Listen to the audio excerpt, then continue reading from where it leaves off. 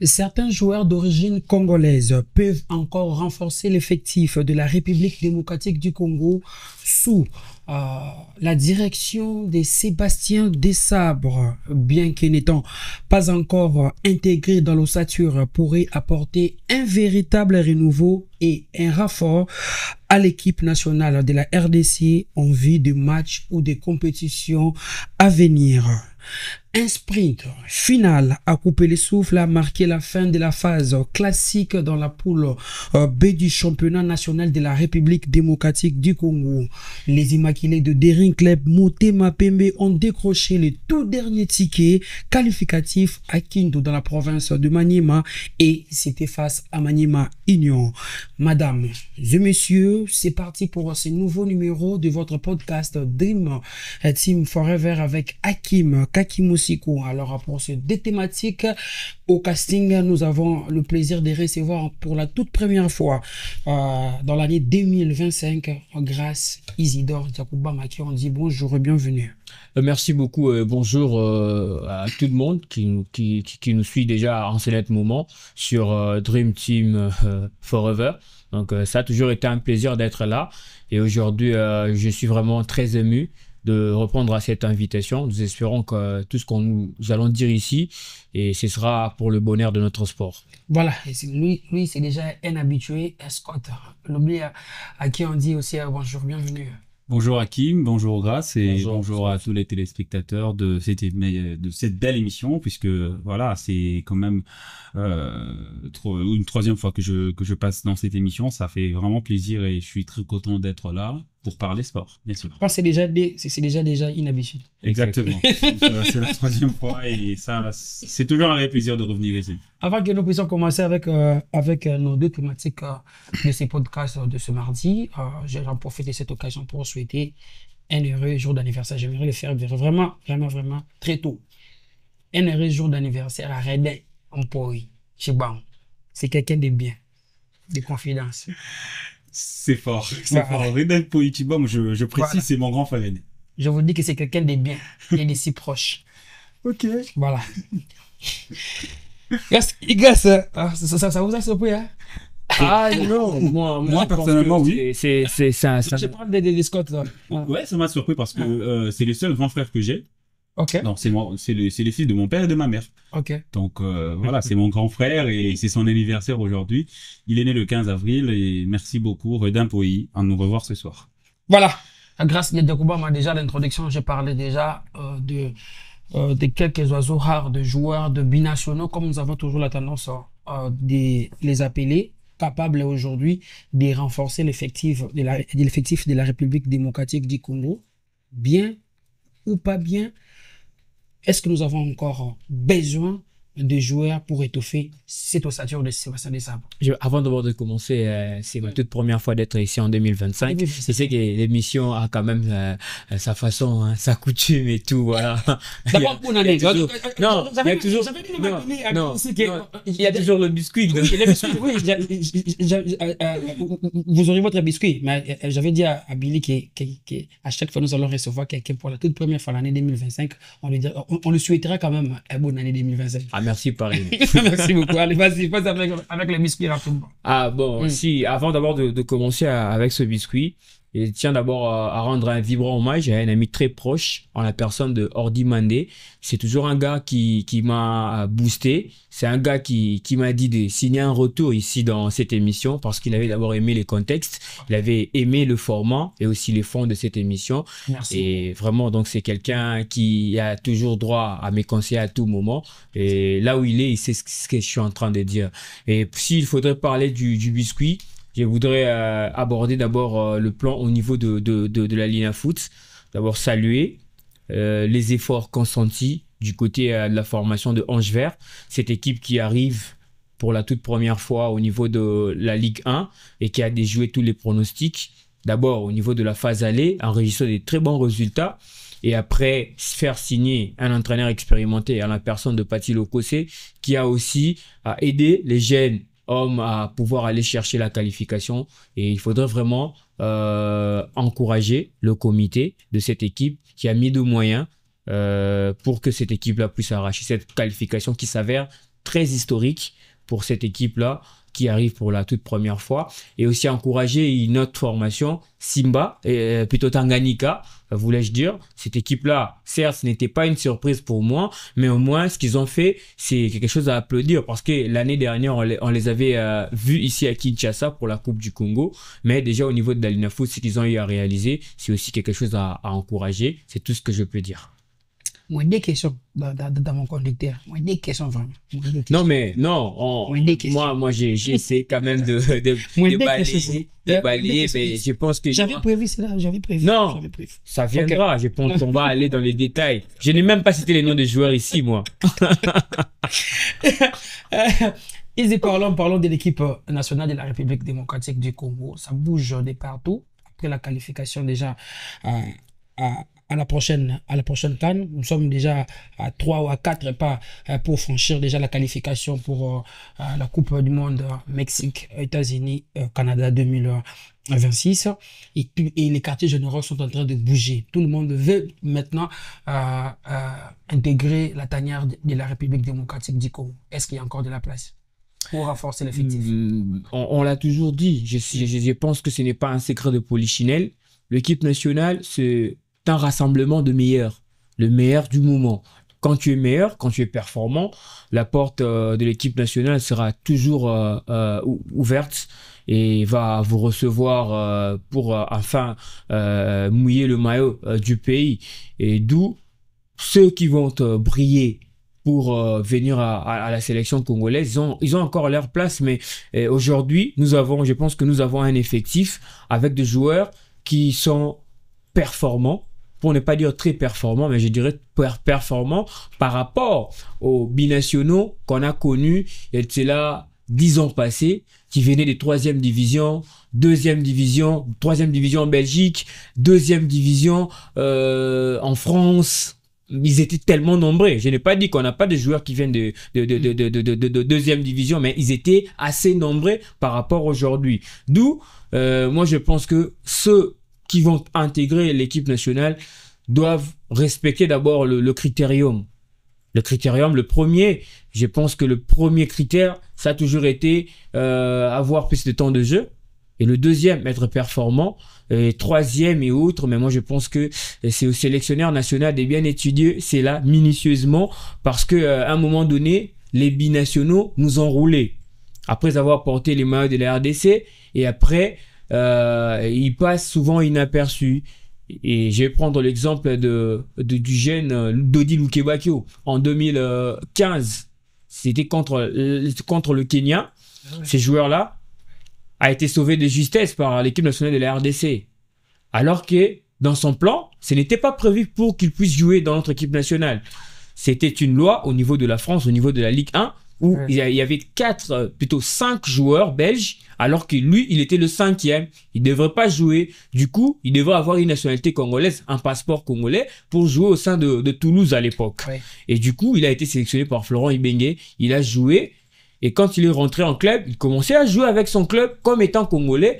Mais quelques jours après, soit quelques semaines après, il est parti au niveau de l'équipe nationale de la Belgique avec le moins de 20 ans, si je ne m'abuse pas. Et aujourd'hui, il est au niveau de Séville, même s'il regrette de ne pas jouer pour l'équipe nationale de la RDC. Mais moi, je dirais, on nous a roulé dans cette histoire-là. D'où il ne faudrait pas avoir des binationaux qui viennent ici pour rouler notre équipe nationale. Nous voulons des binationaux qui veulent réellement servir la RDC comme les autres l'ont fait. À l'instar de Noah Sadiki, moi je salue le courage d'un gars comme Noah Sadiki où un papa s'interpose. Nous sommes africains, nous connaissons le pouvoir du papa, le pouvoir qu'a un père. Mais quand le papa est venu pour lui dire que on t'a pas sélectionné pour la CAN, tu ne joueras plus pour l'équipe nationale de la RDC, il est passé dans une émission pour dire que moi, je vais jouer pour la RDC.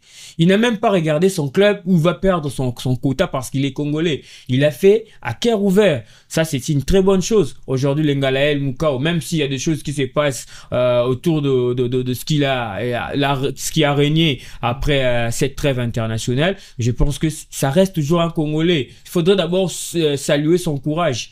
Beaucoup n'ont pas eu cela. On va prendre les exemples de Bakambu, les Kakuta et autres. Ils ont commencé avec la France. Et moi, je me rappelle, Bakambu, en 2013, quand Claude Leroy est revenu, quand on était qualifié, je pense, pour la CAN 2013, Bakambu était sélectionné par Claude Leroy, mais Bakambu refusait. À cette époque-là, il jouait pour Sochaux. Il refusait de rejoindre l'équipe nationale. Bon, moi, je suis pas contre sa décision, mais si on regardait aussi l'équipe nationale de cette époque-là, nous sommes tous nés à Kinshasa, on connaît les désordres qui régnaient au sein de l'équipe nationale.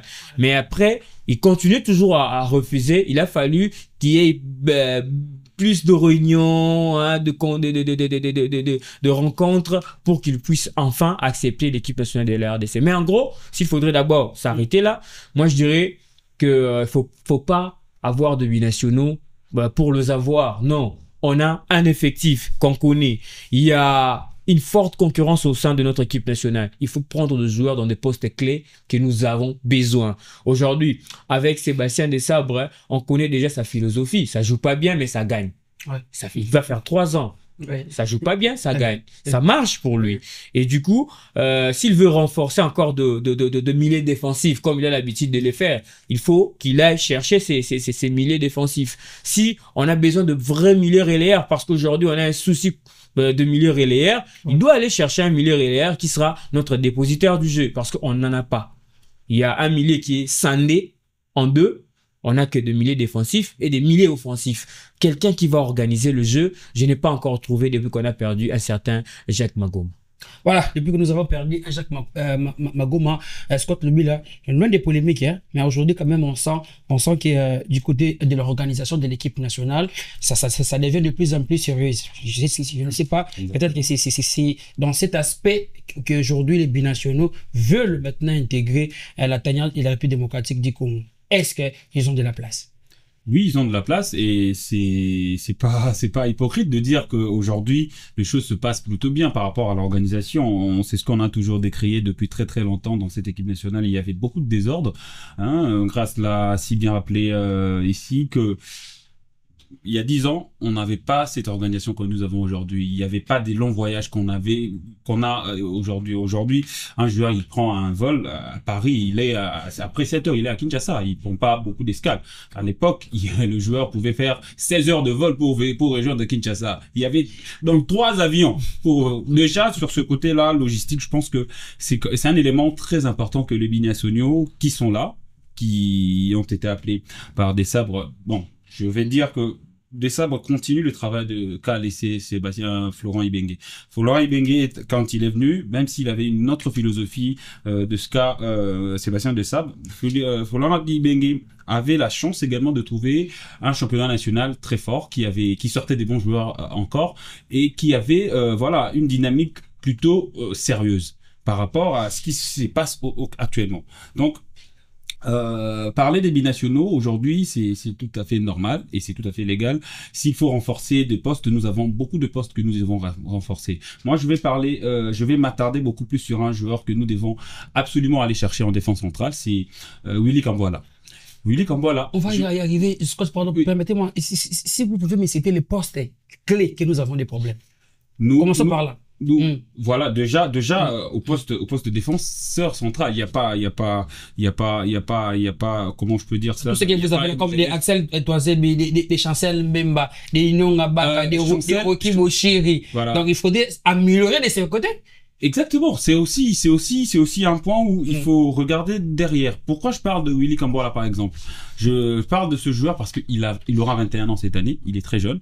Et c'est un avenir. C'est un joueur sûr et il joue à un très bon niveau. Du côté de Villarreal, c'est un joueur régulier. Et Mbemba aura 31 ans cette année. Et dans 2-3 ans, même on ne sera pas là. Il va peut-être baisser en termes de niveau ou il va peut-être aller partir dans des pays de golf pour aller chercher ses billets de banque. Donc je pense que il faut déjà commencer à préparer l'avenir des Léopards. Il faut commencer à préparer l'avenir. Il y a la Coupe du Monde qui peut sourire à la RDC. On peut bien sûr retourner à la Coupe du Monde après 52 ans, mais je pense que c'est le moment de travailler sur ça. parce que vous ne devrez pas oublier que Sébastien Desabre a prolongé son contrat jusqu'en 2029.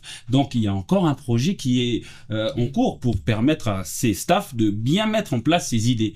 Le plus important, c'est ça. Nous avons, bien sûr, Chancel Mbemba, mais il a 30 ans. Nous avons Dylan, il faut le 30 ans. Nous avons Rocky Bouchiri, il est jeune, mais il joue en Écosse, c'est voilà, on va pas se cacher, hein. Écosse, Villarreal, voilà, il y a un travail au Maroc.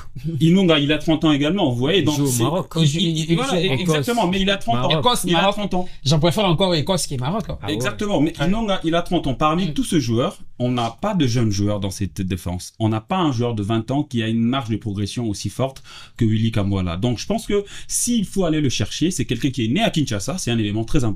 C'est vraiment un cas particulier parmi d'autres binationaux. Lui, il est né à Kinshasa, il est parti très tôt et il a été formé en France. Manchester United est allé le chercher très très jeune. Il avait 16 ans quand Manchester est venu. On l'a formé. Il a joué avec l'équipe première de Manchester. Il a été transféré à 10 millions d'euros. Ce sont des points importants qui laissent percevoir que ce joueur, quand vous suivez même sur son compte Instagram, il y a toujours le drapeau congolais qui est là. Donc, s'il faut préparer l'avenir, s'il faut aller chercher de nouveaux binationaux, c'est parmi les joueurs qu'il faut vraiment aller chercher en priorité. Puisque moi, je les suis beaucoup. Hein. Je le suis beaucoup depuis qu'il a signé du côté de Villarreal. Il a plus de 25 matchs pour un jeune de 20 ans. C'est fort. Grâce Easy, avant que nous commencions à parler des joueurs, j'aimerais que nous puissions parler des joueurs, mais j'aimerais d'abord vous poser cette question. Aujourd'hui, est-ce qu'il faudrait aller tout simplement aller courir derrière tous les binationaux qui jouent dans des équipes de haut niveau, ou soit Sébastien Desabre doit sélectionner les joueurs qui ont le même profil que celui que Desabre est en train de chercher? Là, on ne peut pas se voiler la face. Si vous avez besoin de quelqu'un pour qu'il puisse, par exemple, je vais prendre votre cas. Avant de venir ici, il y avait une invitation qui a été lancée. Et après, moi, j'ai accepté à cœur ouvert. Mais avant ça, il y avait des invitations, mais il y a eu des contretemps. C'est là, mais il ne m'a pas donné vraiment le temps de venir ici.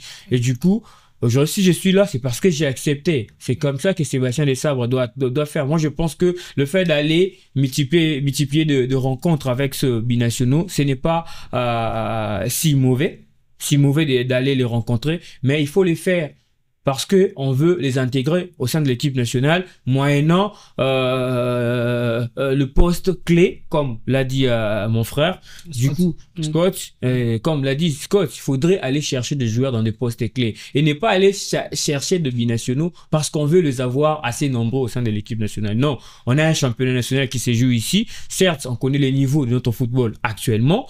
On va pas tenir rigueur à notre sélectionneur national, mais ceux qui évoluent ailleurs, il faut aller les chercher avec un objectif très précis. Il faut pas aller chercher un joueur qui va venir pour une seule sélection et après il va disparaître. Non. Raison pour laquelle vous avez parlé, vous avez cité les noms de Noah Sadiki, de Ngalael Moukao. Moi, voilà, quand je parle de Willy Kamwala, on peut pas aller chercher des binationaux parce que ce sont des binationaux seulement, parce qu'ils jouent à l'extérieur ou parce que voilà, il est né en France qu'il faut aller le chercher. Mais parce qu'il joue à Séville. Il faut que ça soit une plus-value. Voilà. Il y a des joueurs qui jouent dans de grands clubs et qui sont des joueurs moyens. Ouais. Mais tu joues dans... Je vais prendre l'exemple de Warren Bondo, par exemple. Il joue aujourd'hui à Milan, à Milan AC, mais c'est quelqu'un qui est encore moyen. Vous voyez. Donc, si nous devons parler en termes de... Qui joue à l'AC Milan. Oui. Non, mais moi, je pense qu'il y a... à la Série A. Non, attends. Exactement. Il y a des joueurs qui sont dans des grands clubs, mais qui sont des joueurs moyens. À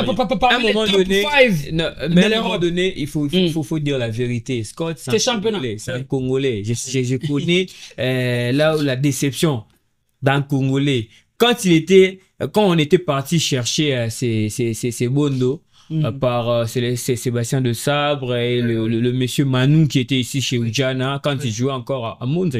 Monza, oui. Quand il était chez Monza, tout le monde avait applaudi. Quand il a signé chez Milan, tout le monde était derrière lui. Mais quand on a entendu de choses sur la France et tout le monde l'a laissé. Grâce, moi je suis pas dans le contexte où j'évoque ces... Il devient un félin. C'est justement le fait de choisir la France. Le fait fait de jouer dans un grand club ne fait pas de vous forcément un grand joueur. Ouais. Bondo, c'est un jeune joueur qui a encore le temps d'apprendre.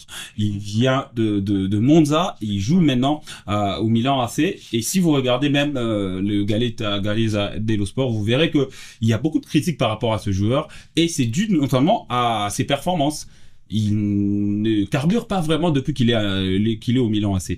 Voilà, là c'est un autre parenthèse. Ah, voilà. Mais dans notre équipe nationale, s'il faut parler des binationaux, en termes des binationaux, nous, à ce niveau, nous devons aller chercher de plus-value. Ceux qui vont venir et s'adapter facilement et apporter quelque chose de plus. Donc aujourd'hui, on peut dire que nous n'avons que des problèmes au niveau de la défense. Non. Là, j'ai parlé de la défense. Vous avez parlé de la défense. Grâce, ils ont parlé. Au milieu de terrain, nous avons deux jeunes qui vont faire une très grande carrière.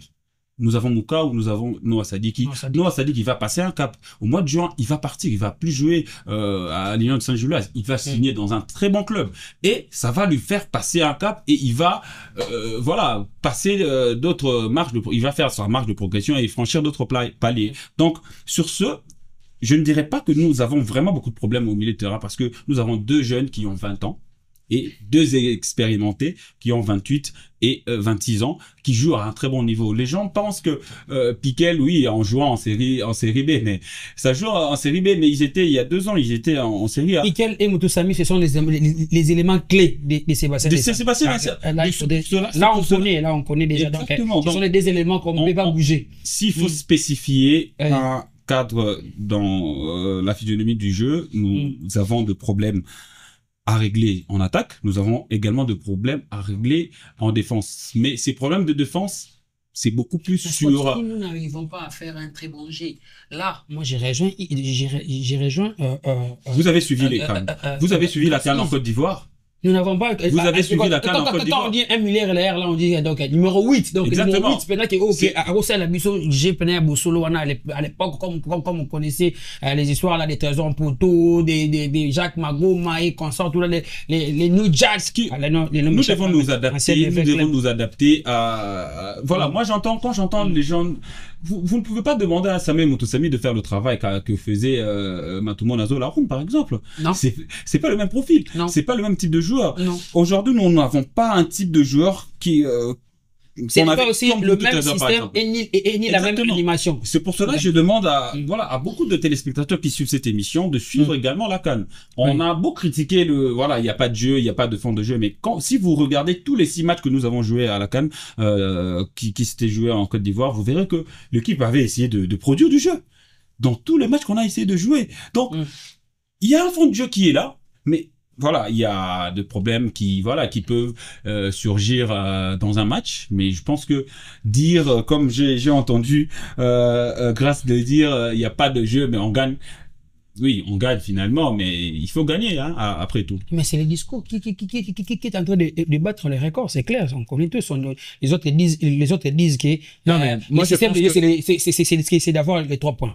Les autres disent qu'il faudrait aussi avoir les 3 points, mais il faudrait mieux jouer aussi. Donc il y a des camps. Oui, on l'accepte. C'est pour cela qu'il faut préparer l'avenir avec de jeunes qui ont une plus-value à donner. Il y a également, permettez-moi de citer encore un autre nom, il y a Pierre Kaloulou. Attendez, permettez-moi, j'arrive.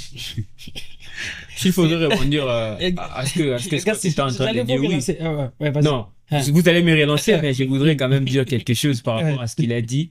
On aime le bouger. Tout le monde aime le bouger. Mais déjà, lorsqu'on gagne, peu importe la manière, c'est une très bonne chose. C'est notre équipe nationale, on adore comme ça. Là où le bas blesse, c'est quand il dit il y aura de jeunes qui vont intégrer la sélection. Mais quand le jeune va intégrer la sélection, les jeux de Sébastien Desabre va changer ou restera? Non, il y a un système qui est mis en place. Le système qui est mis en place et que faut dire de choses telles qu'elles sont. Avec Sébastien Desabre, ce qui est vrai, c'est un monsieur qui ne veut pas à la prise de risque.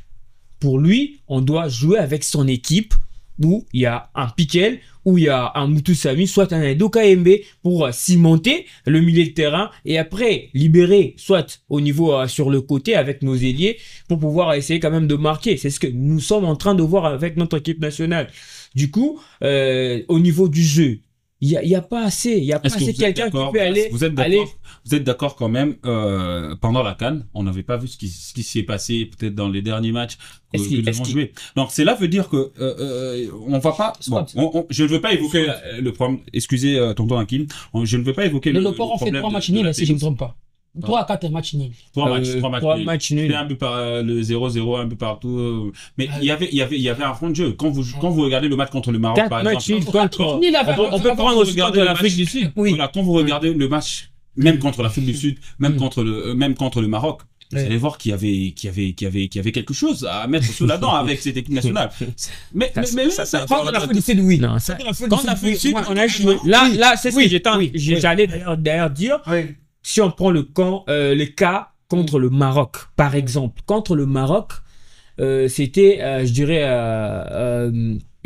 le Maroc a dominé la première partie et la RDC a réagi. On était en mode réaction.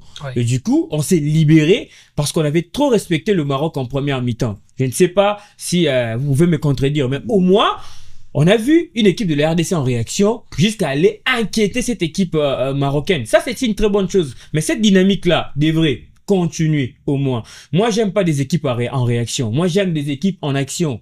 Mais au niveau de la CAN, on était beaucoup plus côté réaction. Ce n'était pas quand même une très bonne chose. Mais ce que nous voulons est que Sébastien devrait quand même laisser ses empreintes au niveau de l'équipe nationale de la RDC. C'est-à-dire, le beau jeu aussi, c'est une très bonne chose. Mais bon, comme on gagne sans le beau jeu, on applaudit quand même. C'est une très bonne chose. Même si. La dernière fois qu'on a joué le beau jeu, c'était quand? C'était avec quel entraîneur?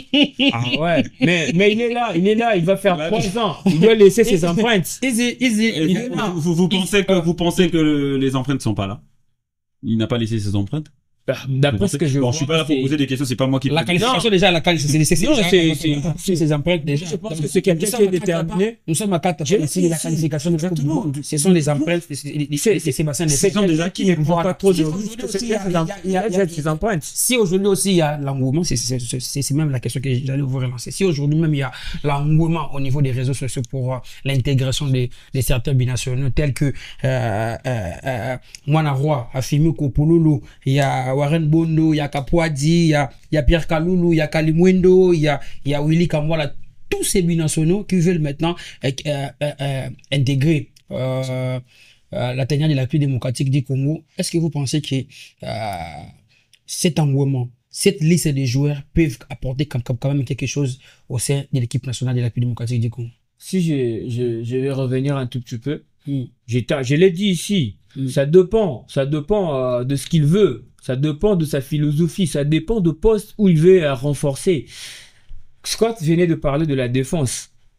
Même si vous dormez, vous réveillez, on vous pose la question en ce qui concerne la défense de la RDC. Même la charnière centrale, vous allez citer des joueurs sans tâtonner. Vous allez citer des joueurs. Mais il y a un cas qu'il a relevé, c'est très important, c'est le facteur âge. Aujourd'hui, Chancel, c'est déjà dans le trentaine.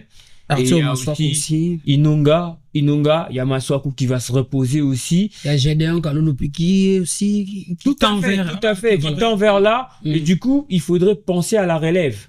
La relève, ce n'est pas seulement le binationaux. Oui, certes, on parle de binationaux, mais la relève de l'équipe nationale de la RDC, c'est un tout petit peu partout, même ici au pays. Mais si on prend le cas de binationaux, on ne veut pas. C'est qui viendront se servir de l'équipe nationale pour leur quota au niveau de club. Ceux qui viendront réellement servir cette équipe nationale et après aider cette équipe à atteindre ses objectifs. L'objectif reste, moi je pense que l'objectif premier, c'est la Coupe du Monde 2026. C'est tout ce que nous attendons. Depuis que je suis né, je n'ai jamais vu la RDC jouer la Coupe du Monde. La Coupe du Monde. Ma mère pour ma mère, la RDC a besoin de tout. Il y a que mon grand-père qui a vu la RDC jouer la Coupe du Monde. Il était petit à cette époque-là. Il n'avait même pas rencontré ma grand-mère. Du coup, on veut quand même vivre cette histoire-là. Mais cette histoire-là, qui vont accompagner Sébastien Desabre, de joueurs déterminés, de joueurs, bien que sa philosophie, oui, tout le monde est en train de contester sa façon de gérer l'équipe nationale en termes de jeu, mais au moins ça marche, le résultat compte. Et ces résultats-là aussi influencent ceux qui sont à l'extérieur, le binationaux, à venir renforcer l'équipe nationale. Mais nous voulons de joueurs. Moi, je ne vais même pas citer les noms parce que on a tant encensé des binationaux dans ces pays, ils nous ont servi en rien. Et du coup, moi, je pense que s'il faudrait aller chercher... C'est vrai. Non. Nous avons gagné la CAN ou soit rien du qualification. Tout. Rien du tout. Rien du tout. Rien du tout. On avait quel type de binationaux également? Ça, c'est... Grâce là, soulevé ici à l'introduction avec des joueurs... La dynamique a changé. En France, des joueurs... La dynamique a changé aujourd'hui. Des en Suisse, imagine. Aujourd'hui, parmi tous les joueurs que vous avez cités, ce sont des joueurs... Parmi tous ceux que vous venez de citer là, ce sont des joueurs qui jouent au top niveau. Déjà, c'est un élément important à prendre en compte. Parce que vous avez cité Afimi Koulou, vous avez cité Pierre Kaloulou, vous avez cité Kapouadi, vous avez cité Kalimundo. Ces joueurs, ce sont des joueurs confirmés. Ce sont des joueurs confirmés. Ils jouent dans le top niveau depuis plus de 5 ans déjà. Quand vous prenez l'exemple de Kalimundo, par exemple, c'est quelqu'un qui a une très bonne formation. Il a été formé au Paris Saint-Germain, il a fait Lens, il a fait le Stade Rennais. Aujourd'hui, c'est un joueur confirmé. Il a plus de 50 buts en carrière. Quand vous avez plus de 50 buts en carrière, ça veut dire ce que ça veut dire. Il a 23 ans, il a une très grande marge de progression également, et il a encore plus de 10 ans devant lui. Donc, je pense qu'aujourd'hui, si il faut qu'on rentre derrière pour dire qu'on avait des binationaux qui n'ont rien foutu avec l'équipe nationale, ces binationaux-là ne jouaient pas seuls. Il y avait également des locaux. Il y avait également des joueurs qui étaient là pour accompagner. Il y avait un staff qui faisait son travail. Alors aujourd'hui, si la RDC est à 4 matchs d'une qualification historique pour la Coupe du Monde, il faut également prendre en compte ces binationaux qui font également un grand travail. J'allais vous poser cette question. Voilà. Aujourd'hui, grâce Is aussi l'a dit, Sébastien Desabre a tendance à partir avec son groupe. Il ne veut pas trop modifier, il ne veut pas trop changer. Il veut aller au bout. Il s'accroche tellement. Oui, il s'accroche tellement à son ossature, à tel point que j'ai eu l'impression de vous poser la question, est-ce que même si ces binationaux venaient, est-ce qu'ils auront de la place? Ils auront le temps de gérer. Aujourd'hui, Sadik qui souffre. Aujourd'hui, Mouko, Ngalaël aussi souffre. Exactement. C'est vraiment une très bonne question. J'ai beaucoup aimé ça parce que si vous regardez depuis la CAN 2024 en Côte d'Ivoire, Sébastien Desabre n'a pas vraiment bougé son équipe. C'est son effectif jusqu'à ce jour et c'est à 80% de ceux qui ont joué la dernière Coupe d'Afrique des Nations. Je pense que il faut aussi comprendre cela au-delà de l'aspect technique, au-delà de l'aspect sportif, parce qu'il y a un groupe qu'il faut protéger, il y a un groupe qui est déjà mis en place, et parmi tous les joueurs qui sont là, ça joue, même s'ils sont pas très très performants dans leur club, mais ils sont quand même réguliers. Ça, c'est un élément très capital à prendre en compte parce que le premier critère, c'est d'avoir du temps de jeu dans son club. Alors, mis à part Chancel, parce que Chancel c'est un cas vraiment particulier, on ne va pas parler de ça aujourd'hui. C'est le début là on comprend. Là il y a vraiment Chancel, là il a plusieurs rôles à jouer même dans le vestiaire de l'équipe. Un cas exceptionnel. Là c'est un cas exceptionnel et il n'est pas sur le terrain parce qu'il n'a pas été bon sur le terrain. Non, c'est un cas vraiment administratif. Alors on va pas parler de ça. Mais Sébastien Desabre a ce qu'on appelle ses acquis. Ça, on va peut-être lui reprocher par rapport à ça, mais il sait pourquoi est-ce qu'il compte toujours dans son groupe. Et il a des éléments qu'il essaie d'apporter petit à petit. Il avait évoqué le cas de Noah Sadiki. Oui, Noah Sadiki, quand il est venu pour la première fois en sélection, il s'est dit je m'étais senti dépaysé. Il a fallu l'intervention peut-être d'un Moukao qui est venu après lui pour se sentir un peu mieux. Et il y a eu également le travail de Chancel Mbemba qui est c'est pour cela, vous venez de le dire également, Chancel n'est pas seulement là, il est comme un grand frère pour tout le monde. Vous voyez, donc Sébastien, ce qu'il fait, c'est de consolider vraiment ce qu'il a en main. Et il connaît ses gens, il connaît ses hommes, il sait que lui là, il marche comme ça, il fonctionne comme ça. Il y a eu dans ces cas, à quoi bon d'aller maintenant chercher encore les bénéficiaires? Non. Partons il faut chercher. Il faut chercher, puisque ce sont des joueurs qui jouent à un bon niveau. Il faut les chercher et les intégrer progressivement. Il y aura la trêve au mois de juin. Oui. Forcément, il y aura d'autres joueurs qui seront mis au repos, qui ne seront pas repris dans la sélection nationale. Il l'a dit après le match contre la Mauritanie qu'il va donner du temps de jeu à beaucoup de joueurs. On va voir, il y aura de nouveaux noms qui vont venir.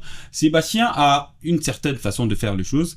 Il veut voir le joueur avant de le mettre sur le terrain. Rocky Bouchiri a fait presque une année avant de jouer ses premières minutes officielles avec l'équipe nationale depuis le match contre l'Ouganda. C'est comme ça. Il a fait plus d'une année. Voilà. Plus d'une année. Donc, c'est-à-dire, il y a les acquis qu'il veut pas, bouger. Voilà. J'avais aimé également ce que Grace a dit par rapport au coach. Oui, il ne veut pas prendre de risques, beaucoup de risques, parce que je pense qu'il connaît son groupe et il travaille avec ces hommes-là. Ils ont un projet. Ils ont une mission à accomplir et je pense que la Coupe du Monde, c'est dans une année. Si on se qualifie, il y aura des gens qui vont intégrer l'équipe et qui vont jouer. Nous avons la chance, je le rappelle, d'avoir 2 jeunes, Mouko et Sadiki, qui auront leur temps de jeu, qui auront leur chance dans cette équipe nationale. On va les intégrer. Je vais vous rafraîchir derrière la mémoire la dernière fois que Desabre a pris le risque. On avait perdu, c'était contre l'Éthiopie. Exactement. On avait changé tout le groupe, hein, presque tout les 11 de départ, mais on a trébuché ici, hein. On a trébuché ici face à l'Éthiopie. Rapidement, les week-ends derniers, pratiquement tous les attaquants congolais ont quand même eu à marquer de buts, à faire des espoirs dans leurs clubs respectifs. Est-ce qu'aujourd'hui, on peut dire que nous avons aussi besoin des attaquants pour venir quand même renforcer ces secteurs? Parce que Samuel Essenda fait déjà le nécessaire avec son club. Il y a Simo Banza également. Il y a Cédric Bakambu qui l'a aussi fait. Est-ce que nous avons encore besoin? Tout à fait. Ça reste aussi un souci majeur pour notre équipe nationale. Vous savez, ça marque en club, mais en équipe nationale, ce n'est pas du tout régulier. À un moment, c'était Wissa, qui était le patron de l'attaque, l'équipe nationale, et on le voit plus assez.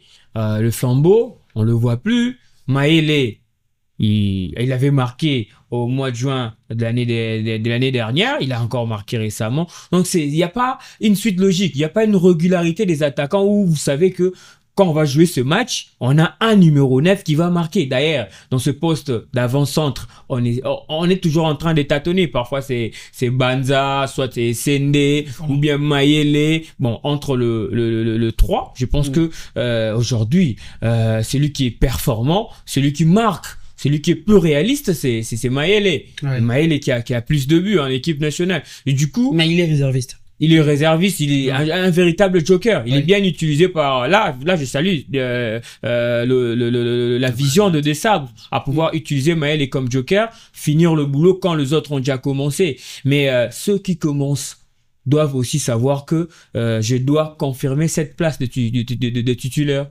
Et du coup, s'il faudra aller chercher des attaquants, moi, je vais voir ça normal parce que on a besoin de joueurs qui marquent d'une façon ou d'une manière régulière au sein de notre équipe nationale. Et c'est ce que nous manquons jusque-là. On n'a pas de joueurs à qui on peut miser notre confiance en eux. Et du coup, quand vous venez comme ça, et ça marque régulièrement. Oui, en club, ça a toujours été, je pense que, je peux dire ça, c'est le même slogan. Ça marque en club, en équipe nationale, c'est paradoxal. Si vous voyez la prestation de Wissa avec Brentford, mais quand il vient en équipe nationale, il est totalement perdu. Totalement perdu. C'est le style des jeux, l'animation qui pose problème, l'utilisation des joueurs. Là, vous allez quand même me rejoindre.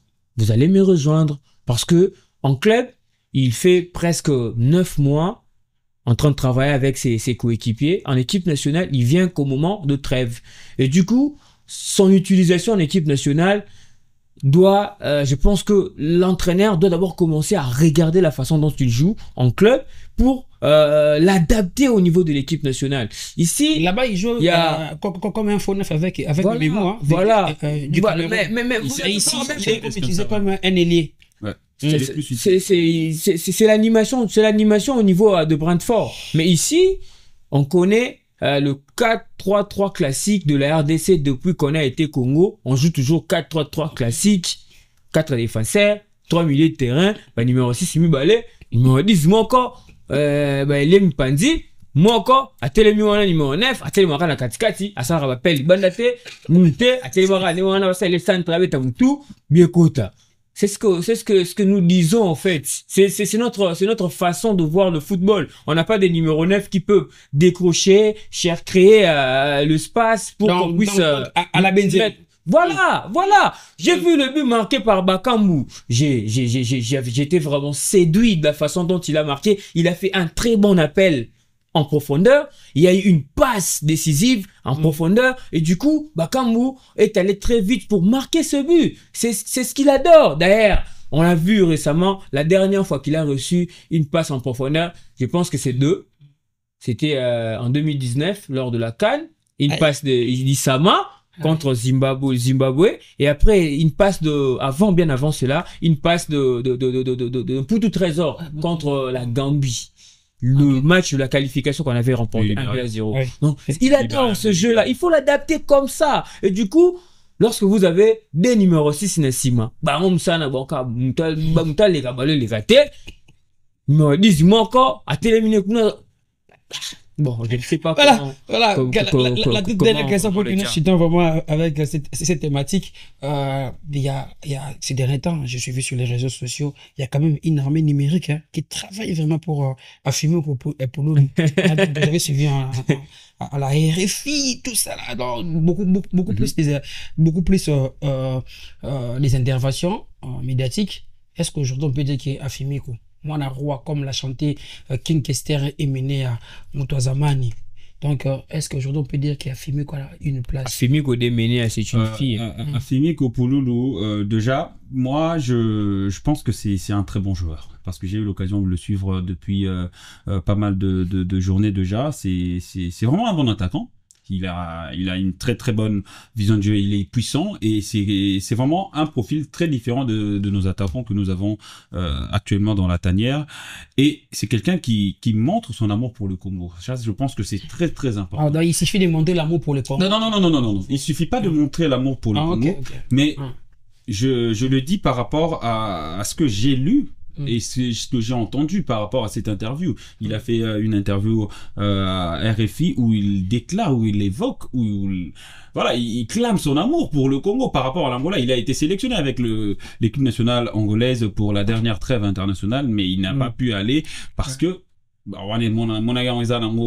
comment je peux dire, blessure mort diplomatique, parce que voilà, ils se sont pas angolais. Il était clair, il a beaucoup plus besoin du temps, du temps pour mieux réfléchir. Mais s'il est appelé par les sélectionneurs, prendre la décision selon son cœur. Voilà, il viendra vite, il va vite venir en courant. Donc je pense que Pouloulou, oui, c'est un très très bon joueur. Il a 11 buts en Ligue Conférence. Ils vont jouer ce jeudi contre Betis. Quiz rapide. Si on doit prendre la film, on doit exclure qui? Personne. Pouloulou pour l'instant n'a pas sa place en équipe nationale. Ça, je suis désolé, vraiment. Il ne peut pas actuellement intégrer cette équipe. C'est quand même très compliqué par rapport à ce joueur, mais il y a un joueur, c'est peut-être une exclusivité dans l'émission Oyotoza Lolo. Il y a un très très bon joueur qui est très chaud. Je peux même affirmer ici que c'est le dossier est bouclé à 80%. Il peut venir jouer à l'équipe nationale. Non, le banana n'a mais la caméra est là. C'était les noms ici, la caméra est là. C'est quoi même s'il venait, on doit exclure. Non, c'est un bon joueur. Je ne suis pas mieux placé pour dire qu'on doit exclure un tel ou un tel, mais si vous regardez bien, Bakambu a 34 ans. Je vous dis, il faut préparer l'avenir. Il aura 34 ans. Ce n'est pas un problème. Moi, je vous ai posé tout simplement la question. 34 ans, il avait fêté son anniversaire. Il a fêté 34 ans. Il y a Kalala qui a 30 ans. Le plus jeune, c'est le buteur donc. C'est le buteur de nos, voilà. C'est le buteur. Je précise. Et il y a également Banza. Le plus jeune d'entre eux, c'est Essendé. Et pour autant, Essendé, vous avez vu le but qu'il a marqué le samedi dernier? Un joueur puissant. C'est un profil que nous n'avons pas, que nous n'avons presque pas connu dans cette équipe nationale. Alors, je pense que, vraiment, soyons patients avec notre équipe nationale, surtout avec nos attaquants. Ça marque.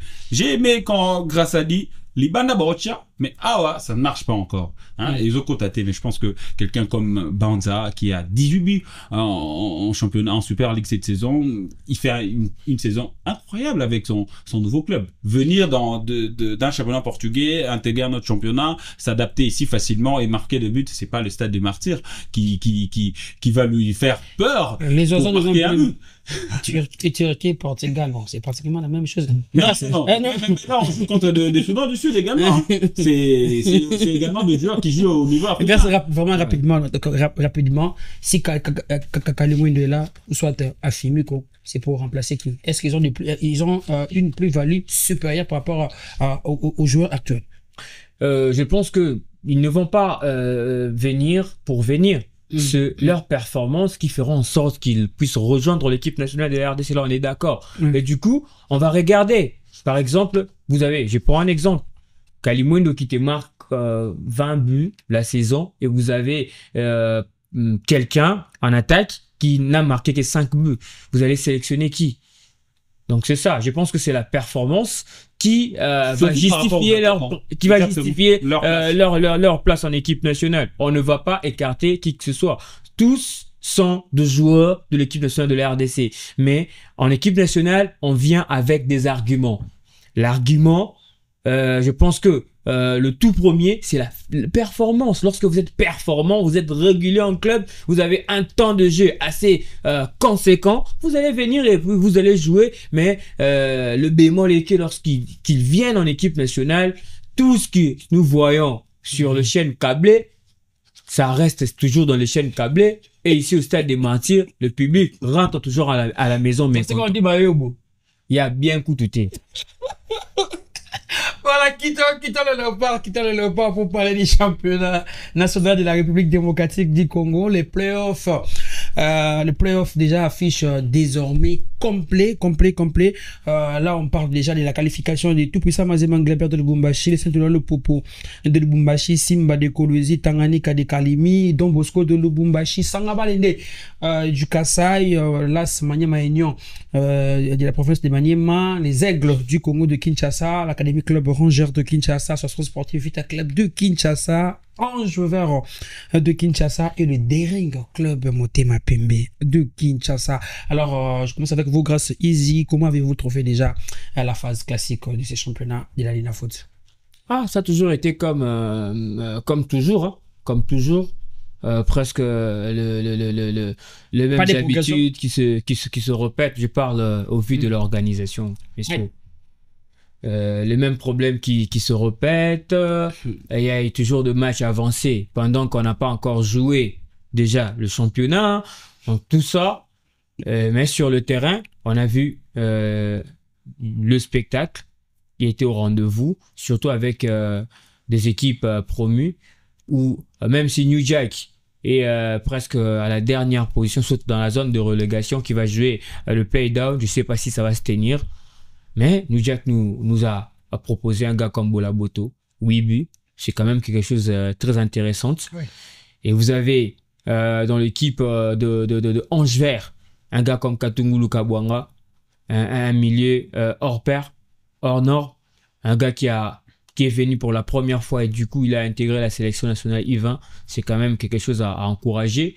Et c'est quand même vraiment une édition assez particulière en termes de spectacle.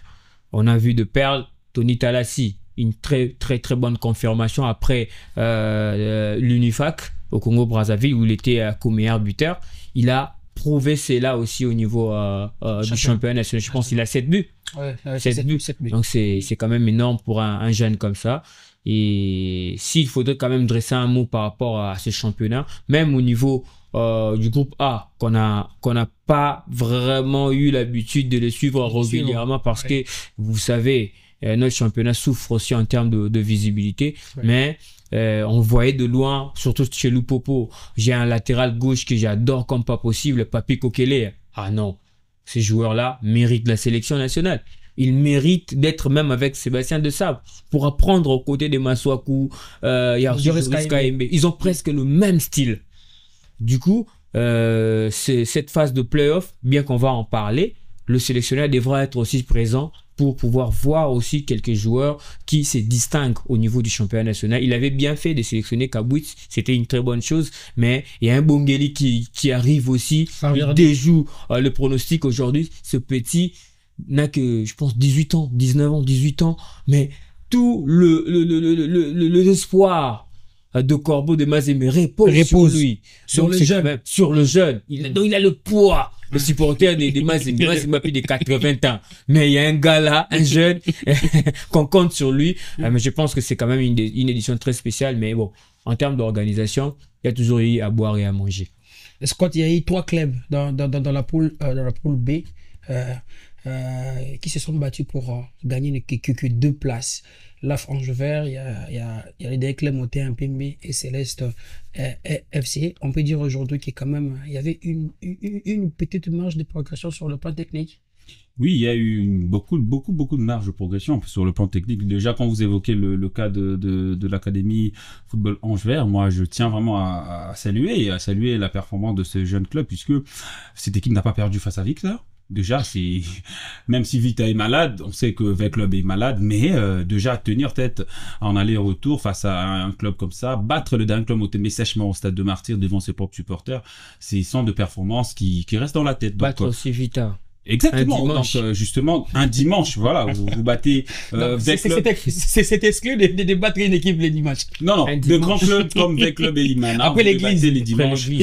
Surtout au stade de Martyrs, c'est quand même des performances à prendre en compte. Donc je pense que je tiens vraiment, je profite de cette antenne pour saluer, s'ils auront l'occasion bien sûr de suivre cette émission, le dirigeant. Ils auront l'occasion de suivre cette émission. Merci. En tout cas, beau travail à vous par là, je salue David Sangwa, donc David Sangwa. Si Tony Talas, il regarde, il connaît David Sangwa. En tout cas, bonne performance. J'espère qu'ils vont faire un très bon travail du côté de Play, même si ce sera compliqué, parce qu'il y a des gros lots, il y a des gros cadors dans ce play-off là. Mais moi, j'aimerais beaucoup plus revenir également sur la performance de Dan Club Motema Pembe. Le Dan Club Motema Pembe revient d'entre le mort. Personne ne pouvait s'imaginer. Exactement. Moi, je ne pouvais pas penser à ce que le Dan Club Motema Pembe puisse retrouver les 6 premières places. En tout cas, c'est vraiment une performance à saluer. Et là, on salue également le travail de Barthélémy Gatsomo qui a fait un énorme travail de remobiliser d'abord le troupe. Exactement. Il fallait, c'était un groupe de joueurs qui avaient perdu confiance. Quand vous perdez beaucoup de matchs, plus de 4 matchs de suite, le mental, il y est plus. Je me souviens même de Guillaume Ilunga qui disait que le problème également, on a un problème d'effectif. Il l'avait dit. Mais Barthélémy est venu avec les mêmes joueurs, il a essayé de faire quelque chose et ils ont pu décrocher cette place de play-off. Et moi, je crains beaucoup plus le Dan Club Motema Pembe par rapport à cette phase de play-off, puisque on le pensait mort. Ils se sont ressuscités. C'est comme la Côte d'Ivoire, en 2024. Je vais pas revenir sur ça.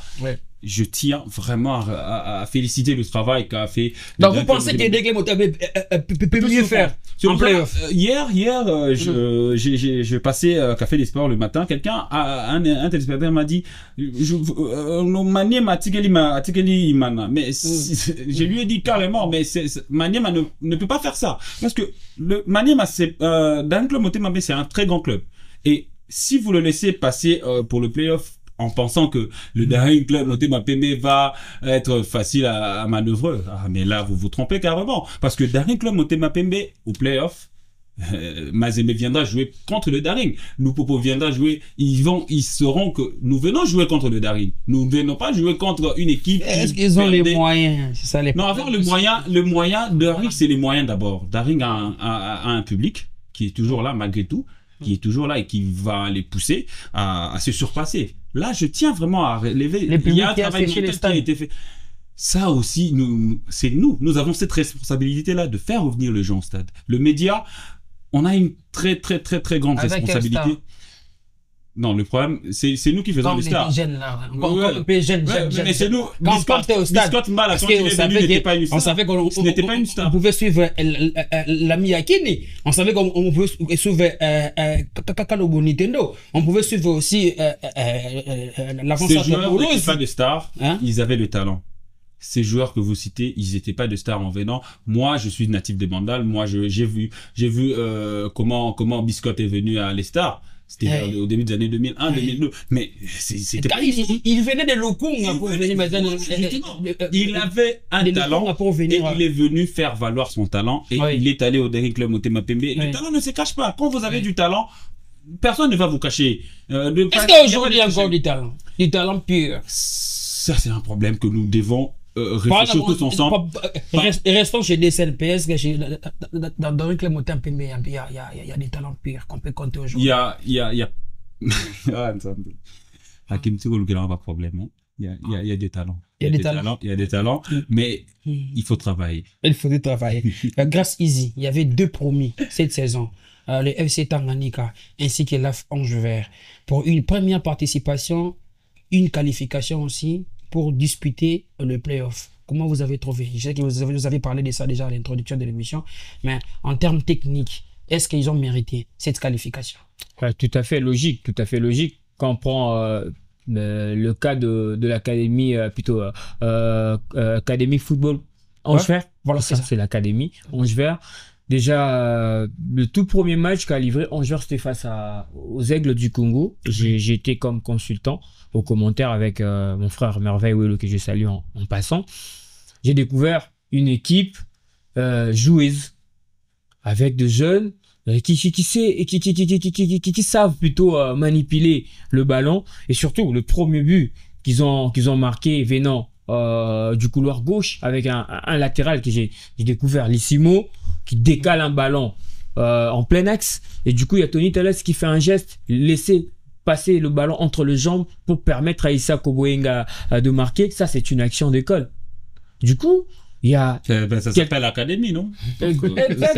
Exactement. Déjà, lorsque vous venez comme ça au niveau de la Ligue 1 et vous n'avez pas à oublier les fondamentaux et vous continuez toujours à exercer la même chose au niveau de la Ligue 1, c'est quand même quelque chose de très intéressant qu'il faudrait saluer, cette équipe-là. Mais moi, je voudrais dire quelque chose. Vous savez, Angevert s'est qualifié pour le play-off, c'est bien.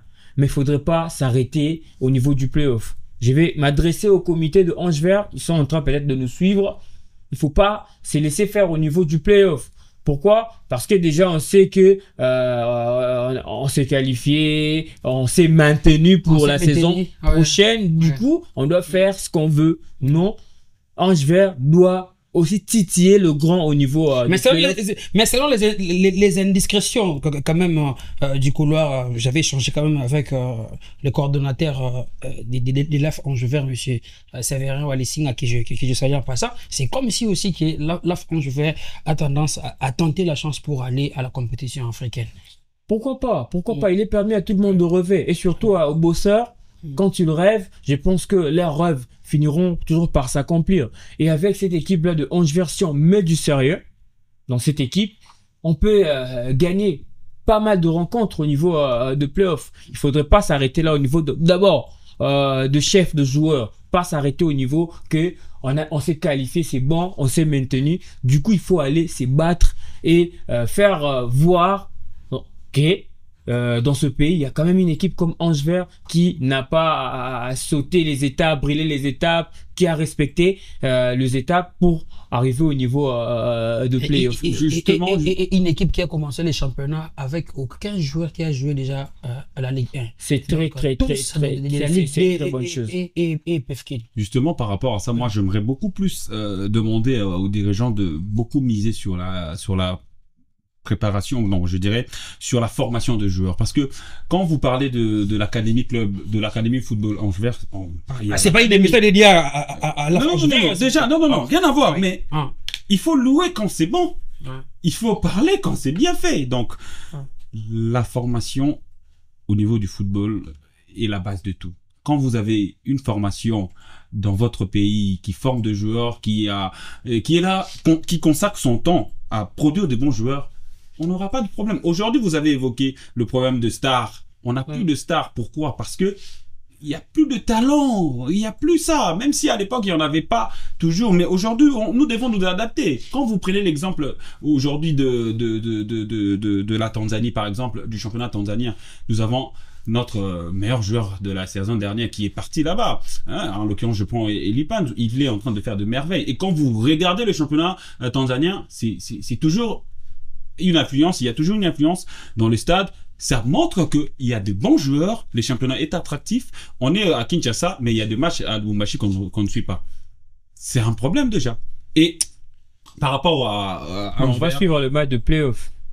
Espérons, hein. Espérons qu'on aura le moyen de suivre tous les matchs de play-off. Mais si nous voulons vraiment structurer ces championnats, faire valoir ce championnat et faire en sorte que ce championnat soit encore plus attractif, c'est à nous de travailler. C'est de se mettre vraiment au travail sérieusement. À un moment, je donne raison à l'organisateur d'avoir pensé qu'on devait jouer les playoffs à Lubumbashi ainsi qu'à Kinshasa.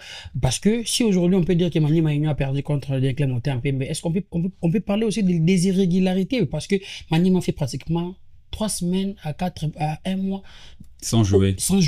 Donc les adversaires étaient en train de fuir d'aller à Kindu. Maniema l'a fait cette saison à plusieurs reprises. Maniema est passé par 2 mois sans jouer, 1 mois sans jouer.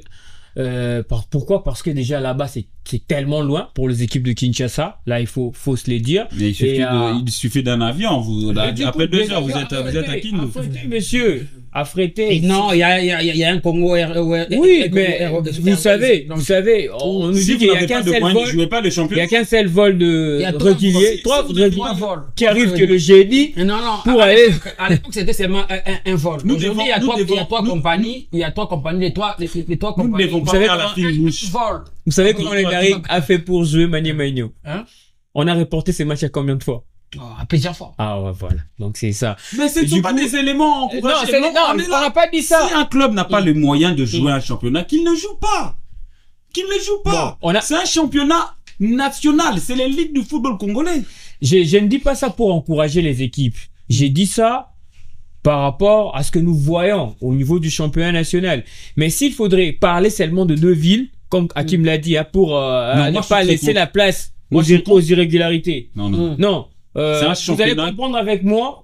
Moi, si c'était pas dans ces contextes, j'allais pas accepter cela. Pourquoi?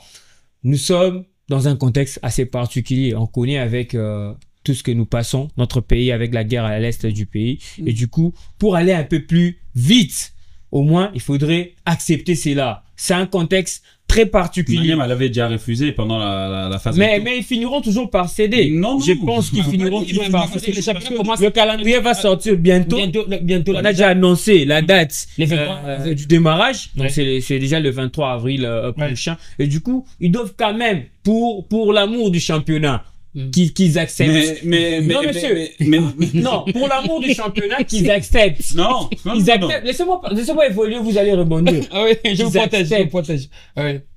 Il y aura des élections au niveau de la FECOFA et tout cela sera en étude. On ne peut pas accepter un championnat comme ça. Je ne le dis pas parce que j'applaudis, non. Mais gagnons du temps. Gagnons un peu du temps. Je dois vraiment le dire en lingala. C'est le championnat Oyo. Et Betama, dans ma province, avec équipe, septembre, écoute, à Bissau. Mais parce qu'il faudrait déplacer de Kinshasa pour aller à Tanganyika. Voilà, il faut aller à Tanganyika, il faudrait aller à Kolwezi, il faudrait aller à Lubumbashi, il faudrait aller à Mbuji-Mayi, il faudrait aller à Kindu et il faudrait venir à Kinshasa. Je vais vous rafraîchir la mémoire. Bon, aujourd'hui, tout le monde reçoit chez lui à la maison. Mais je vais vous dire, par exemple, le playoff de 2010. Boulou, par exemple. Ah oui. Il y avait le Popo qui quittait Lubumbashi pour venir jouer le playoff ici avec V-Club à Kinshasa et Daring vice versa va aller jouer là-bas en aller-retour contre Mazembe. Bon, en cet instant-là, le championnat était vraiment attrayant. Tout le monde suivait le championnat et vous devez souffrir comme ça. DSMP, il faut Bunda, Abima, 3e t'es pas que nos bêtes à Mazembe. Et du coup, le Popo peut faire ça l'effort.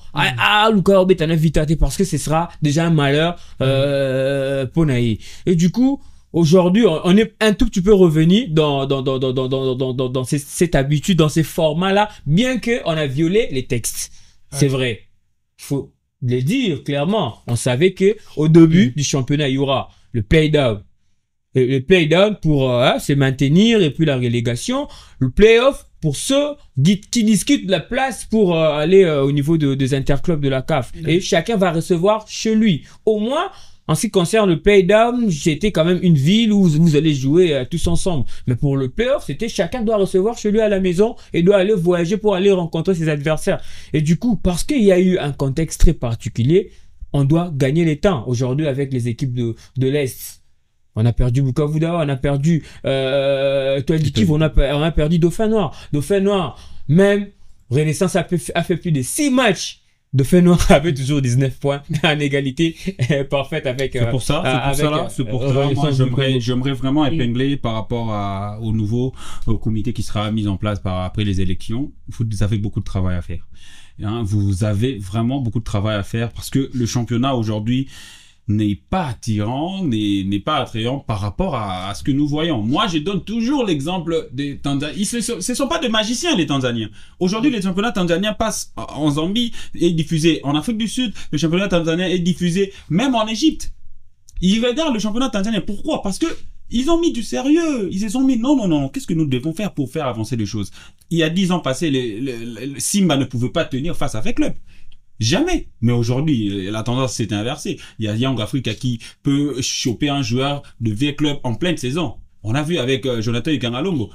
C'est un joueur en pleine saison qui quitte le championnat, un grand club comme Vita, il est parti à Young Africa. Nous avons vu le cas Marouf Tchakei. Moi, je suis parmi ceux qui regrettent pourquoi ce joueur est parti. Le joueur est parti à Coastal Union, qui est un club, permets-toi l'expression, qui est comme MK en Tanzanie. C'est pas un très grand club, mais ils sont quand même arrivés à choper un joueur dans 20 clubs. Pourquoi? Parce que là-bas, ça paye 10 000 $, là-bas, ça paye 8 000 $ et les salaires réguliers. Pourquoi les sponsors viennent? J'ai suivi le derby somalien. C'était le week-end dernier. J'ai suivi les derbys somaliens. En Somalie, il y a le football. Les stades étaient pleins à craquer. Il y a des sponsors qui financent le championnat. Pourquoi? Parce que il y a du sérieux, il y a une structure qui est mise en place, il y a des gens qui sont là pour travailler. Ce ne sont pas des gens qui viennent pour mettre des incompétents. En tout cas, désolé, tonton Hakim, la prochaine élection à la Linafoot, à la fédération, dans toutes les ligues, vous devez travailler cette fois-ci. Le Congo mérite mieux. Nous ne devons pas être là avec voilà, Maniema qui sera obligé de jouer ici. À Kinshasa, non. C'est à Maniema de choisir entre Lubumbashi et Kinshasa. Ouais, c'est facultatif. Hein. C'est à Maniema de décider. Maniema doit jouer à Kindu ces matchs. Il doit jouer à Kindu. Peu importe ce qui. Moi, je suis très contre ça. Si Maniema doit jouer ces matchs à Kindu, là aussi permettez aussi à Tanganyika de recevoir à Kalemi, ou soit à Simba de recevoir à Kolwezi. C'est ça un championnat pour nous. Mais normalement, les temps et les moyens, ne jouez pas le championnat à la Linafoot. Si vous n'en avez pas, ne jouez pas. Mais nous sommes déjà en retard. Il y a eu 2 ou 3 mois déjà d'arrêt ici. Déjà, il fallait réfléchir. Quand les dirigeants du Conor ont décidé de suspendre le championnat par au cours de la saison. Pourquoi ils avaient pris cette décision-là? On a fait 2 mois pour rien. 2 mois pour rien, les dirigeants. Des réflexions, monsieur. Et après la réflexion, qu'est-ce qu'ils ont fait? C'était quoi les décisions? Voilà, nous sommes arrivés à la fin. Merci à vous, Scott Lubila, pour avoir participé encore une fois de plus. Merci aussi à Grace Easy. Le plaisir est partagé. J'avais la tendance de dire que spécialiste en retard. Bon, vous savez, Kinshasa avec ses aléas, Kinshasa avec ses embouteillages, c'est pas facile de vivre à Kinshasa. Même ceux qui nous suivent en Europe, le jour où vous allez venir à Kinshasa, même si on vous fixe le rendez-vous à 10 h, vous allez venir à 13 h. Non. Ça, je refuse. Moi, je me pointe toujours à 7h30 au bureau pour travailler. Donc là, je me lève à 5h. Les clients risquent. Là, c'est... Ça compte chance. Nzela n'a pas réalité, non. Alors, merci à Billy L6, merci à Divin Poto, merci à la grande famille de Dream Télévision. Donc, on s'est dit déjà au revoir, on se retrouve le week-end prochain, ou bien la semaine prochaine. Voilà, à très bientôt. Et monsieur Sili. Et monsieur Sili. Et Monsieur Sili, mais je tiens quand même à souhaiter un joyeux anniversaire encore une fois de plus à mon grand frère, Redin Pouilly. Merci beaucoup, Redin, le né de la famille, papa Henri Chibamou, maman Chantal Mbouyi, Marlène Kamouania, c'est la famille, Foldi Vamou, on est ensemble. Il y a Christian Doucouré de la télé 50 qui dit souvent aux yeux carton jaune.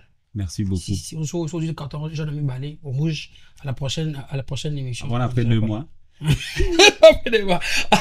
revoir. Merci.